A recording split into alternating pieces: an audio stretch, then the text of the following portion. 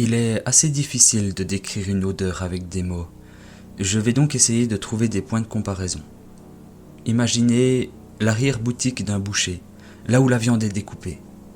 Et ajoutez-y une poubelle trop pleine dans laquelle on aurait jeté tous les déchets de cette boucherie.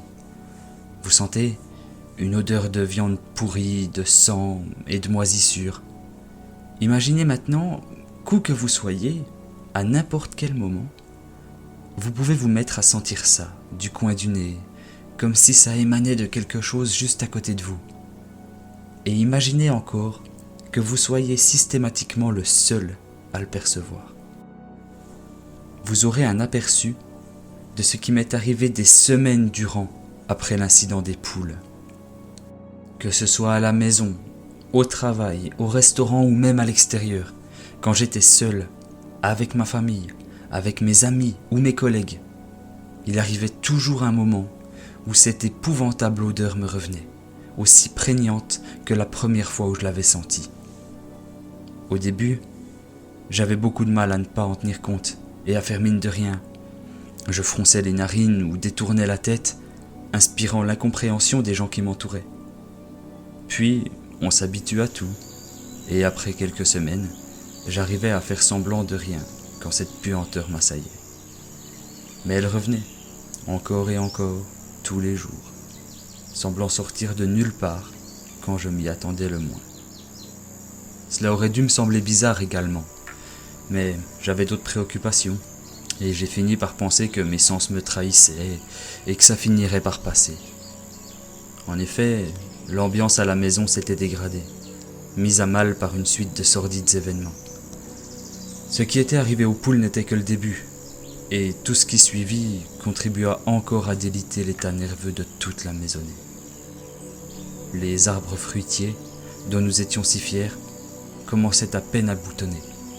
Mais pourtant, en quelques jours, les fleurs avaient éclos, s'étaient fanées et avaient laissé place à d'horribles fruits pourris et puants qui étaient presque immédiatement tombés à terre.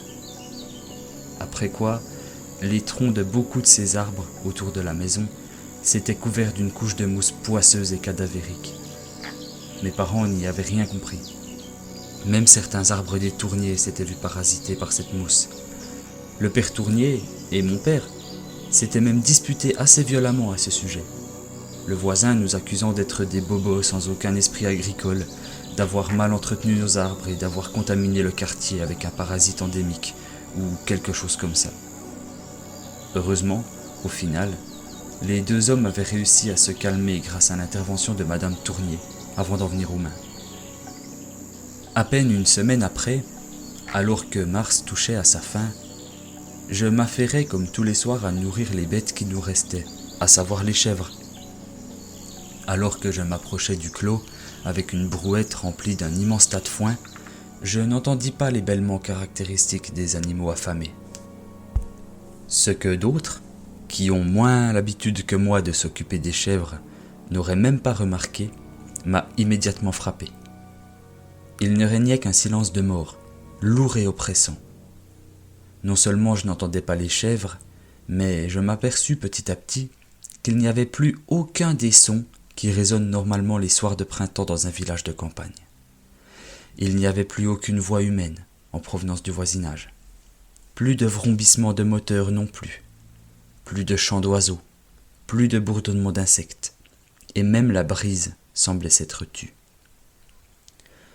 La chape silencieuse qui m'entourait tenait de l'irréel, et 1000 idées atroces me traversèrent l'esprit. Je repensai immédiatement au massacre du poulailler, et je lâchai la brouette pour courir en direction de l'enclos des chèvres. Embrumé par l'ambiance pesante ou par un nouveau tour de mon cerveau, j'avais l'abominable impression que même mes pas précipités ne produisaient le moindre son. Il me semblait presque courir au ralenti, comme englué dans ce silence morbide. Il me restait encore 50 bons mètres à couvrir, et c'est ma respiration bruyante qui me rappelait petit à petit à la réalité, alors que je contournais la bergerie pour déboucher devant la clôture. Je faillis déraper et chuter au sol, quand je rompis ma course et plantai les talons pour m'arrêter en catastrophe, saisi d'une frayeur panique. Je m'étais retrouvé quasiment nez à nez avec le groupe de chèvres qui m'avait surpris par son immobilité. Elle n'avait même pas tressailli quand j'avais déboulé à toute vitesse juste devant la barrière. Haletant, je reculai instinctivement de quelques pas, la main sur la poitrine. Les animaux ne s'y hirent pas, se contentant de me fixer du regard depuis l'autre côté de la barrière. Ils avaient presque l'air d'être faux, d'être des statues. Toutes les chèvres étaient parfaitement alignées les unes à côté des autres et formaient une rangée me faisant face. Je repensai à cette fois où je les avais déjà vues dans cet état et cela me donna des sueurs froides. Cette fois, j'étais sûr de ne pas l'imaginer. Ces bêtes étaient figées devant moi, sans bouger un poil ni une oreille, sur une même ligne, avec pour seul mouvement une lente respiration qu'elles semblaient toutes effectuer à l'unisson. Cette vision me remplit d'épouvante. Le comportement plus qu'anormal de ces animaux était terriblement dérangeant, et je sentais la panique m'envahir à nouveau. Tétanisé et à la fois fasciné, je ne pouvais plus faire à mon tour le moindre geste. Et c'est alors que je l'ai vu, sortant de la bergerie derrière les autres chèvres. Seul élément mobile dans ce paysage aussi figé qu'une photographie, Auguste le bouc noir. Il avança d'un pas lent, avec de longues enjambées déliées, presque comme un cheval, la tête relevée. Il me regardait, lui aussi droit dans les yeux, tout en marchant. Mes yeux voyaient la scène au ralenti, comme dans un film, et je crus avoir perdu la raison. Auguste vint se placer à côté des chèvres, qui n'avaient toujours pas bougé, mais un peu en retrait de leur alignement. Puis, toujours avec une infinie lenteur, il tourna la tête, sortant son regard du mien, fit un quart de tour sur lui-même et commença à longer la ligne des chèvres de son pas étrangement majestueux. Incapable de comprendre ce qui se déroulait devant mes yeux, je ne pouvais qu'observer, bouche bée, la progression du sombre animal. Il y avait une tension terrible dans l'air, et j'écarquillai encore un peu plus les yeux au moment où il passa juste derrière la première chèvre. Cette dernière s'effondra brutalement au sol, avec un bêlement étouffé, raide morte. Mais cela ne sembla pas gêner les autres, qui demeuraient impassibles, ni Auguste, qui continuait d'avancer derrière la ligne. L'une après l'autre, Auguste passa derrière les chèvres, et l'une après l'autre, elles étaient terrassées par une force invisible et s'abattaient à terre pour ne plus se relever. Quand Auguste eut terminé sa mortelle procession, il se plaça à côté du dernier cadavre pour me fixer à nouveau. Et je jure qu'aussi terrifié que je puisse l'être par le carnage auquel je venais d'assister, c'est ce qui se passa à ce moment précis qui hante encore mes cauchemars. Car à cet instant, je suis certain que sur le museau caprin d'un animal de ferme au poil noir de jais s'est dessiné un sourire affreusement humain. À la vue de ce spectacle impie et contre nature, mon corps sembla se réveiller. Tremblant, je ne parvins pourtant, et ce au prix d'un lourd effort de volonté, qu'à fermer les paupières. Au bout de quelques secondes, me parvinrent des sons que j'accueillis alors avec la plus grande reconnaissance. Je reconnus tout d'abord la voix lointaine de Madame Friand, qui parlait à ses enfants, puis celle de Monsieur Tournier, pestant contre une tondeuse vraisemblablement grippée. À mes yeux parvenait désormais le chant des tourterelles, de grives, de pies, de piques, de rouge-queue, de rouge-gorge, ainsi que le bourdonnement des abeilles. Le léger souffle sur mon visage trahissait une agréable brise du soir. Réconforté, je me risquai à ouvrir les yeux. C'était terminé. Auguste broutait tranquillement un peu plus loin, et tout d'abord, j'eus bien l'impression d'avoir rêvé debout, d'avoir fait un petit malaise et fantasmé toute cette histoire. Je commençai à me rassurer en observant l'image idyllique devant moi quand je me sentis pâlir. car mes yeux venaient de s'arrêter sur le clos, où gisaient sur l'herbe les dépouilles de 8 chèvres mortes, et une puanteur atroce venait d'attaquer mon nez.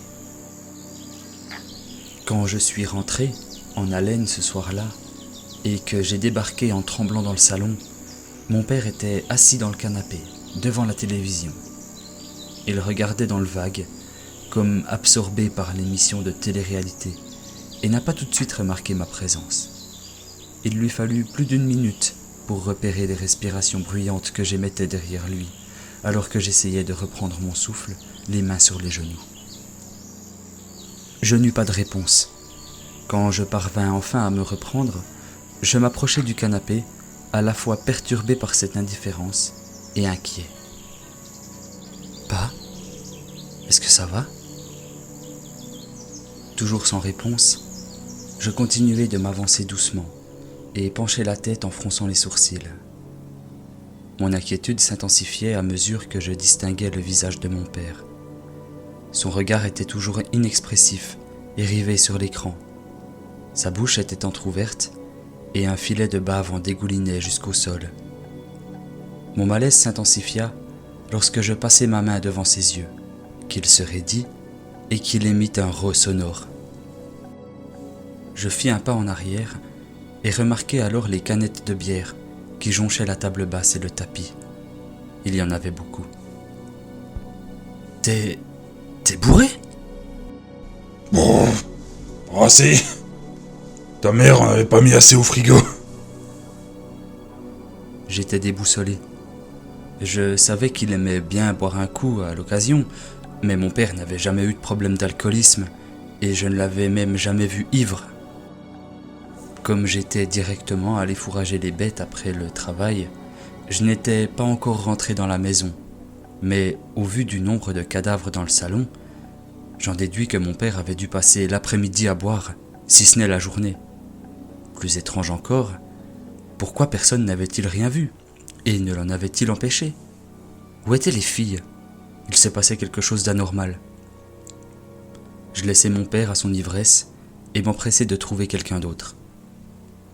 Alors que j'allais de pièce en pièce dans la maison, je finis par croire qu'il n'y avait personne d'autre et mon inquiétude se mêlait à l'incompréhension. Habituellement, à cette heure, tout le monde devait être rentré. Mes sœurs auraient dû depuis longtemps être revenues de l'école, et généralement, elles traînaient dans le salon ou dans leur chambre. Aurore aurait ainsi pu jouer dehors, dans le jardin, mais je ne l'y avais pas vue.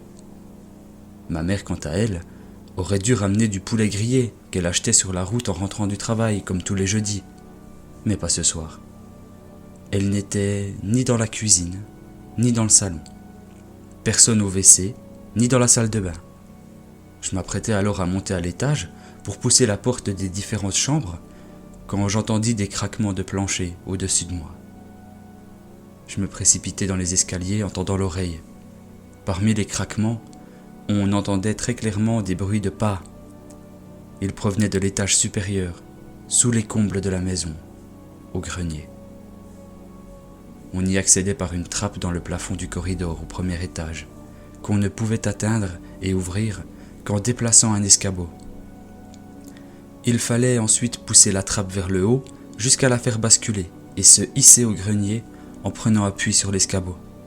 Il n'y avait aucun autre accès. C'est pourquoi on n'y allait pas souvent et que cet espace était plutôt utilisé comme débarras pour stocker des objets encombrants. Depuis les dernières marches de l'escalier, on pouvait apercevoir la trappe si on levait les yeux. Je la vis ouverte, comme une béance dans le plafond blanc du corridor. En m'avançant, le plancher craqua sous mon poids, et je pus entendre alors quelque chose remuer dans le grenier depuis le trou obscur. Je me figeai et sentis la peur me reprendre au ventre, le regard toujours plongé dans l'abîme laissé par la trappe. L'agitation dans le grenier s'intensifia, et j'entendis des bruits de pas saccadés se diriger précipitamment vers l'ouverture. L'angoisse crut brusquement en moi, puis retomba presque aussi net quand je vis enfin une petite tête encadrée de longs cheveux blonds dépasser du trou dans le plafond. « Oh merde alors! C'est toi! Il me semblait bien que j'avais entendu quelqu'un !» J'étais vraiment soulagé de voir Aurore. Je commençais à croire que je devenais fou et que notre grenier était hanté ou je ne sais quoi. Mon cœur ralentissait et je m'apprêtais à lui répondre, mais elle me coupa dans mon élan. « Tu peux remettre le truc ? Vas-y, s'il te plaît, c'est important. On est coincé ici depuis des heures, putain !» Je baissai alors les yeux sur ce qu'elle m'indiquait avec son index. L'escabeau semblait avoir basculé et était maintenant appuyé contre le mur, inaccessible depuis la trappe du plafond. Je saisis l'objet tout en questionnant ma sœur. « On ? Qui ça, on ? Vous êtes les deux là, Isabelle et toi ? Mais vous foutez quoi, bordel ? Pourquoi le grenier ? » « Oui, on est les deux là-haut. Allez, dépêche, Isa va vraiment pas bien. » L'inquiétude me gagna et je me hâtai de remettre l'escabeau en place avant de grimper. Je passai la tête, puis le corps tout entier à travers l'ouverture. Il fallut à mes yeux quelques instants pour m'habituer à la pénombre, car le grenier n'était éclairé que par une simple ampoule placée très haut et une fenêtre donnant sur le ciel du soir. Je balayai rapidement la pièce du regard pour me repérer, et je sentis soudain Aurore me saisir la main. « Viens, dépêche, allez !» J'allais répondre, mais finalement je me ravisai quand elle m'entraîna vers le fond du grenier, d'où provenaient de faibles gémissements. Nous esquivâmes d'un pas rapide quelques vieux meubles recouverts de draps et de toiles d'araignée pour rejoindre Isabelle, dont j'entendais de plus en plus clairement la plainte étouffée. Elle était couchée sur le côté par terre. Les traces de poussière sur ses vêtements indiquaient qu'elle avait roulé sur elle-même. Aurore s'agenouilla à côté d'elle et plaça ses petites mains sur son ventre pour la rassurer. Je m'accroupis également à son chevet. Quand elle me vit, elle tenta de se redresser péniblement et je la vis faire une grimace de douleur. « Isa, qu'est-ce qui t'arrive ? Qu'est-ce que vous êtes venu faire ici ? Hé, cocotte, réponds-moi !» Elle respira profondément avant de me répondre. « Oh putain, je suis trop contente de te voir. T'as pu remettre l'échelle en place ? Trop bien. Il faut que je descende d'ici, j'ai trop mal. » Elle plaça alors ses mains sur son ventre et laissa échapper un glapissement. « Tu t'es fait mal ? Tu t'es cogné ? Qu'est-ce qui se passe ?» Elle ne dit rien mais siffla de douleur entre ses dents serrées. C'est Aurore qui reprit, avec une voix toute basse. « Je crois qu'elle a ses règles. »« Oh !» J'étais rassuré, bien qu'inquiet pour Isabelle, qui avait l'air de souffrir, et aussi pour Aurore qui semblait se faire beaucoup de soucis.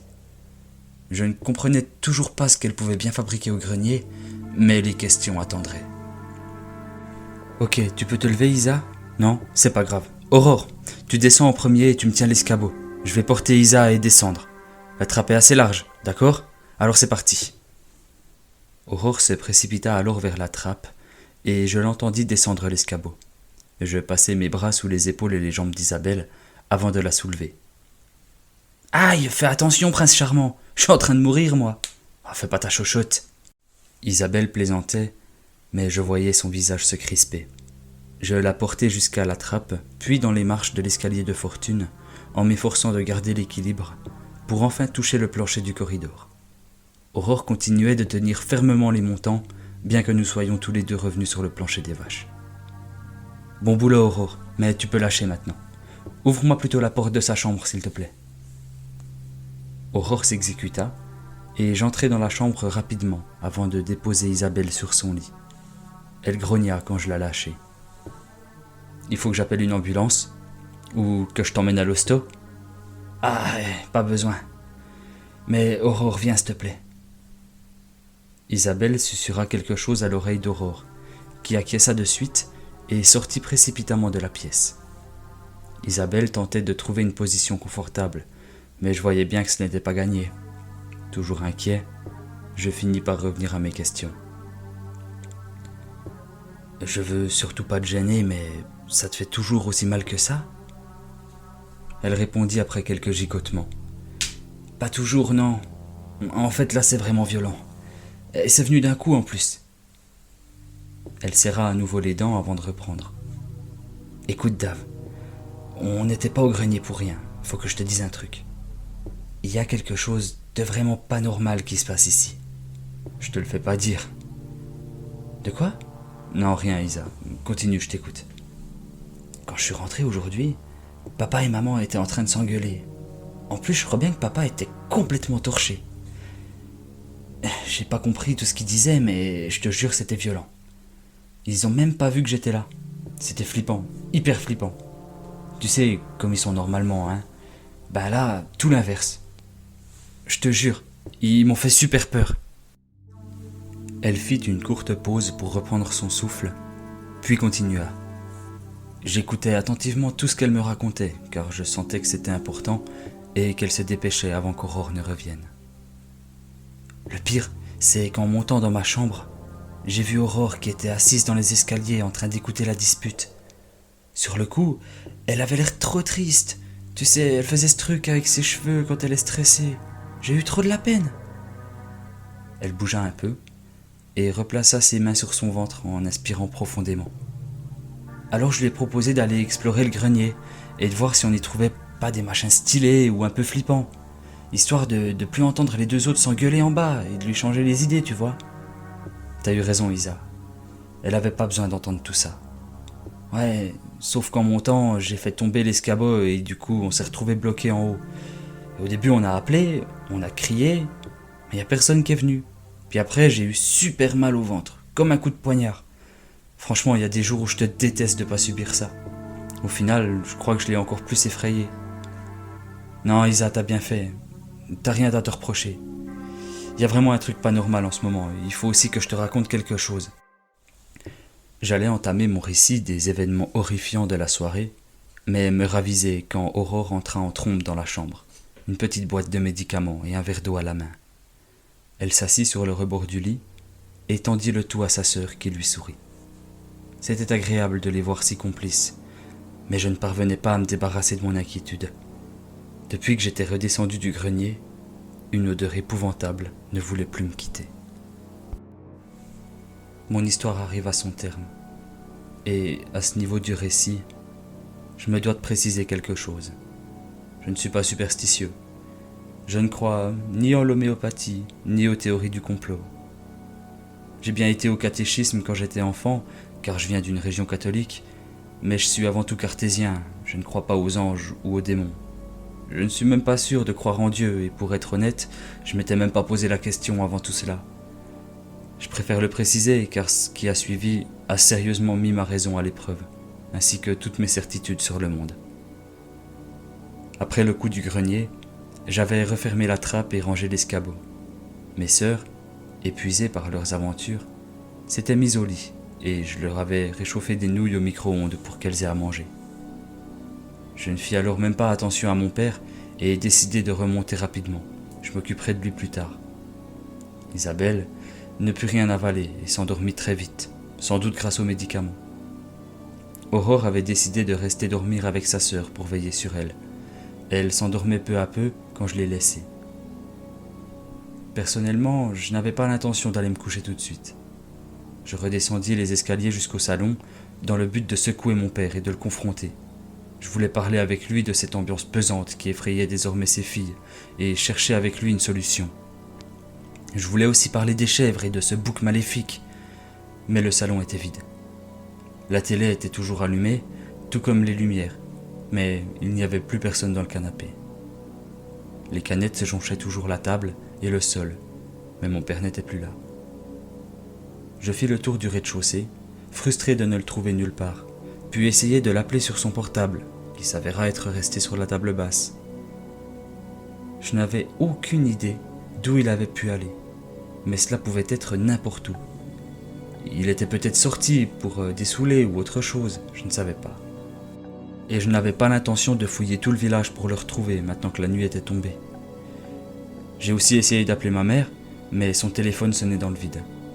Frustré, énervé et fatigué, je pris donc à mon tour place dans le canapé, en attendant le retour de l'un ou de l'autre de mes parents, et ne tardai pas à somnoler puis à m'assoupir, devant des rediffusions de la série Lost.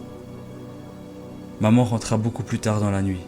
Je dormais quand elle ouvrit la porte, et c'est le craquement du tonnerre qui m'éveilla alors en sursaut. Un terrible orage semblait s'être levé dehors. La pluie battante heurtait les fenêtres de la cuisine et coulait en traînées d'eau sur les vitres. Des éclairs, illuminait sporadiquement le rez-de-chaussée d'une lumière bleutée. Je me redressai péniblement pour apercevoir ma mère, trempée de pluie, qui refermait la porte d'entrée. « Mais bordel, t'étais où ?» dis-je d'une voix enrouée, mais emplie de colère. « Oh, tu es là ?»« Je me suis baladé. J'avais besoin de m'éloigner un peu d'ici. »« Quoi ? C'est tout ce que t'as à dire ? Mais vous êtes tous devenus complètement cons ou quoi ?» Elle se contenta de hausser les épaules dans un geste d'indifférence qui me troubla sincèrement. Ma mère était plutôt quelqu'un d'impliqué et d'organisé. La voir si détachée de tout était effrayant. En temps normal, elle n'aurait jamais laissé sa famille sans surveillance comme elle l'avait fait ce soir. Mais j'avais compris que ces temps n'avaient rien de normal. Je me levai d'un trait et m'approchai de ma mère, qui ôtait tranquillement ses chaussures et son imperméable. Je la saisis par les épaules et la forçai à me regarder dans les yeux, ce qui la surprit et sembla la réveiller un peu. « Mais qu'est-ce que tu fais ? Lâche-moi enfin, David !» Je relâchai alors mon étreinte. « Bon sang, mais où t'étais, maman ?» La conversation fut soudain interrompue. Un cri déchirant nous fit tous deux nous retourner, provenant de l'étage. En nous précipitant vers sa source, nous avons entendu quelqu'un dévaler les escaliers à toute vitesse. C'était Aurore, en panique. « Maman, David, venez voir, vite! Isa va très mal, et il faut l'emmener à l'hôpital !» Ma mère, qui semblait avoir repris ses esprits, tenta alors de calmer Aurore qui s'était mise à pleurer, pendant que je me ruais dans la chambre d'Isabelle, qui continuait d'hurler. Un éclair aveuglant me révéla alors un spectacle terrifiant. Isabelle se tordait de douleur par terre. Elle était tombée de son lit. Le lit en question était imbibé de sang, tout comme ma sœur dont le pyjama avait presque entièrement viré au rouge. La malheureuse gémissait et sanglotait, sous une douleur visiblement insupportable. En me voyant, elle tenta de parler, mais fut incapable d'émettre un autre son qu'un cri de souffrance. Sans réfléchir, je me précipitai vers elle, m'agenouillai et la pris dans mes bras avant de sortir en trombe de la chambre. Le sang macula immédiatement mes vêtements et mes mains. Je traversai du pas le plus rapide possible le salon. J'ordonnai à ma mère d'aller ouvrir la voiture. Elle ramassa les clés et s'exécuta en voyant mon expression et le sang qui gouttait sur la moquette alors que je m'approchais de la porte. Aurore la suivit de près. Sans même mettre mes chaussures, je m'élançai hors de la maison sous la pluie battante, en protégeant du mieux que je le pouvais Isabelle, toujours gémissante. Les quelques mètres nous séparant du véhicule furent suffisants pour nous tremper tous jusqu'à l'os. Ma mère tenait toujours ouverte la portière arrière de la voiture par laquelle j'engouffrai Isabelle pour la déposer sur la banquette. Aurore était entrée par l'autre porte et pleurait en caressant le front d'Isabelle. Ma mère monta à l'avant, retournée pour rassurer mes sœurs. J'hurlai à tout le monde de fermer les portières, m'installai au volant et pris les clés à maman pour démarrer. Au moment où le moteur retentit, je me retournai une dernière fois vers mes sœurs à l'arrière, puis vers ma mère qui me regarda dans les yeux et me dit « Roule !» J'ai alors appuyé sur l'accélérateur et engagé la voiture sur la route détrempée. En nous éloignant de la maison, je regardai dans le rétroviseur. Au milieu du champ battu par le vent, je crus apercevoir deux silhouettes côte à côte, rendues floues par le rideau de pluie noire qui suivait la voiture du regard. Il y avait un homme et un bouc.